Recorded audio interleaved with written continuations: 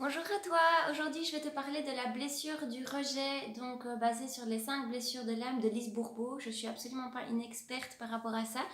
En tout cas, je sais que la blessure du rejet est une de mes blessures principales, donc je me suis attirée énormément de situations où je me suis fait rejeter, ce qui est juste extraordinaire parce que tu te rends compte qu'en fait, avec la blessure que tu as, donc il y a la trahison, il y a l'abandon, il y a le rejet, il y a l'injustice et il y a l'humiliation. Donc en fonction de ta blessure, tu vas te créer toute une sorte de situation qui font que la blessure va être réactivée, encore une fois, pour une seule chose, pouvoir la guérir, l'accepter, l'aimer et donc la transcender. Moi, je sais que donc avec la blessure du rejet, il y a le masque de la victime qui s'attire. C'est-à-dire que quand je me sens rejetée, j'ai tendance à me positionner en victime. Oui, c'est de sa faute, gna gna gna, personne ne m'aime, gna gna. Et donc il y a la victime qui est là, ouais, sauvez-moi, c'est horrible ce qui m'arrive, ma vie est trop dure. Et donc, voilà, maintenant je le vois directement, donc j'arrive très facilement à désamorcer ce personnage, tout simplement en l'accueillant, donc en lui disant que tout va bien. Je m'imagine petite fille parce qu'en fait la victime qui s'active, c'est simplement pour se protéger du rejet qu'elle ressent. Et donc quand elle s'active, je la rassure tout simplement, je la parle, je lui parle, je l'écoute, tout va bien, ça va aller, je suis là. Et donc je m'amène plein d'amour et donc voilà, que ce soit par la méditation, en buvant de l'eau, en faisant du sport, en étant extrêmement douce avec moi-même. Donc maintenant, je pense qu'en quelques minutes maximum, la victime ne se manifeste presque plus. Mais voilà, je voulais vraiment vous parler de ça et toujours revenir à vous et à notre responsabilité. Vraiment, c'est comme si on avait la lèpre en fait, et comme si on avait plein de blessures, de plaies sur notre peau. Donc l'autre, il arrive et il touche la blessure, et puis après on lui dit ah mais tu m'as fait mal, mais et tu m'as mal parlé, et l'autre il m'a agressé, et lui il m'a dit que j'étais immature, et moi je l'ai super mal pris, alors qu'on s'en fout complètement. Vraiment, en fait, c'est se dire, ok, il a touché ça, je sais que j'ai cette blessure, je vais aller donner de l'amour, je vais aller mettre un baume guérisseur. Et la prochaine fois, je remarquerai que ce genre de situation ne déclenche plus ma blessure émotionnelle.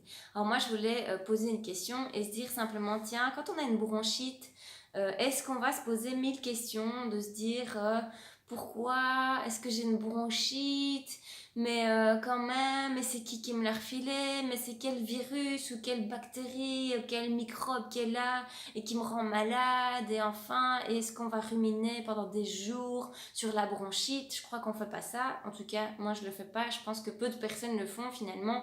Et c'est vrai que quand on a une blessure physique ou une maladie qui est déclenchée par une bactérie, par un virus, on se pose pas la question de qui en fait l'a déclenché, de qui nous a transmis, on s'en fout, on va chez le médecin ou alors on soigne, peu importe comment on soigne, mais on se soigne. Et puis voilà quoi, c'est tout. Alors pourquoi on fait pas ça avec nos blessures émotionnelles? Pourquoi est-ce qu'on va ruminer pendant des semaines, pendant des jours, pendant des mois parfois sur une situation que l'autre nous a rejeté ou nous a blessé? C'est injuste, gna gna gna gna gna gna. Mais on s'en fout complètement. Arrêtez de partir là-dedans, ça vous sert pas. Il y a une seule personne qui souffre quand vous faites ça et c'est vous-même. Vraiment, tout le monde s'en fout en fait de vos délires dans le mental. Soit de vous saouler les gens, soit ils vous écoutent pas parce que c'est hyper saoulant d'avoir quelqu'un qui part dans le mental et qui rumine et qui se fait tout un tas de scénarios catastrophes et de pourquoi, de machin et de trucs. En fait, vraiment, lâchez ça. D'accord? On s'en fout de savoir qui a activé votre blessure. Une fois que l'émotion est là, vous allez simplement la guérir. Vous allez lui amener de l'amour. Vous allez l'accepter, l'accueillir. Bref, faites toutes les techniques que vous voulez pour pouvoir accueillir cette blessure. Si vous avez envie, si vous habitez près de Liège, moi je fais ça, c'est mon job. J'accompagne vraiment les personnes à accueillir les émotions, à guérir les blessures, à s'accepter profondément et avoir une estime de soi au top, avoir énormément de confiance en soi. On travaille aussi sur les séquences, on travaille sur le bien-être, on travaille sur plein de choses, on passe presque uniquement par le corps. Donc voilà, si vous avez envie de me voir en séance, je peux vous accompagner par rapport à ça. mais voilà, arrêtez d'aller chercher l'extérieur. Arrêtez de partir dans des délires dans votre mental. On s'en fout complètement, d'accord? Si vous avez une bronchite, vous ne le faites pas. Alors, si vous vous sentez rejeté, si vous avez de la colère, de la tristesse, vous le faites. Pourquoi? Pas que vous. Moi aussi, je le faisais. J'essaye de plus le faire. Parfois, je le fais encore. Alors, je me recadre assez vite maintenant. Mais, mais voilà pourquoi on fait ça. Autre exemple, j'ai un caillou dans ma chaussure. Est-ce que c'est vraiment utile de savoir d'où je l'ai chopé? On s'en fout, c'est pareil, on enlève le caillou, on continue à avancer. Donc n'oubliez pas que les émotions ne sont qu'une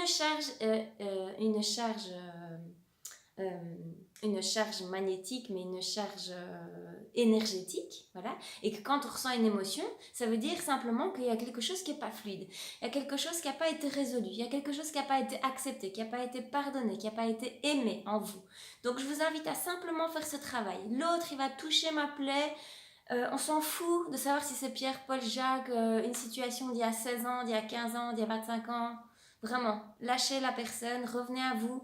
Ok, cette plaie, elle est infectée, ça me fait mal quand on la touche, donc je vais simplement aller m'accompagner, à la réparer, à la soigner et à l'aimer de façon inconditionnelle parce qu'il n'y a que 2 remèdes dans votre vie et 2 clés pour la guérison. Et je pense profondément que c'est la joie et l'amour. Voilà. Donc riez, aimez-vous, aimez vos blessures, transcendez-les, avancez et faites de même avec toutes les personnes qui vous entourent. Parce qu'en fait, quand vous faites ça, vous devenez inspirant pour les autres. Et ça, vraiment, ça n'a aucun prix de voir qu'on tire d'autres personnes avec nous et que ça, on ne le fait pas que pour nous. Mais si vous avez des enfants, vous le faites parce que vous devez être leur exemple. Si vous avez un compagnon, des amis, vous le faites aussi pour eux. Et moi, j'ai beaucoup de gratitude aussi dans ma vie d'avoir des amis qui se prennent en charge, qui se responsabilisent, qui ne restent pas dans leur délire psychotique et des films d'horreur parfois qui tournent en boucle et qui fait du mal et qui saoule tout le monde finalement.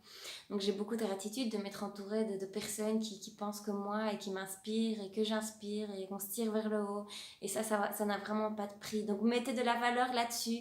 N'oubliez pas qu'on est tous des lépreux, entre guillemets. Nous avons tous ces plaies sur notre peau et ce n'est jamais la faute de l'extérieur. Donc voilà, j'espère que cette vidéo vous a plu. Je vous souhaite une magnifique journée et à bientôt.